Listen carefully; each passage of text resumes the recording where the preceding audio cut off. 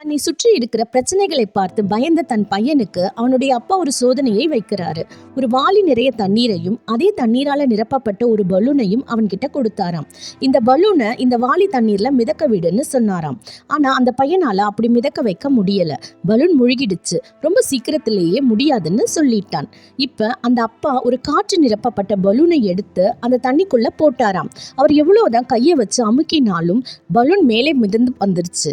இதை காட்டிட்டு பையன்கிட்ட சொன்னாராம், தண்ணிங்கிறது உன்னை சுற்றி இருக்கிற சவால்கள், சுற்றி இருக்கிற பிரச்சனைகள் மாதிரி. காற்றுங்கிறது நீ செய்ய நினைக்கிற முயற்சிகள், உன்னுடைய தன்னம்பிக்கை மாதிரி. எப்படி தண்ணியால நிரப்பப்பட்ட பலூன் தண்ணிக்குள்ள போயிடுதோ அது போலதான் பிரச்சனைகளால, சவால்கள்ல மட்டுமே உன்னுடைய சிந்தனையை நிரப்பி வச்சிருந்தா அதுவே உன்னை மூழ்கடிச்சிடுது.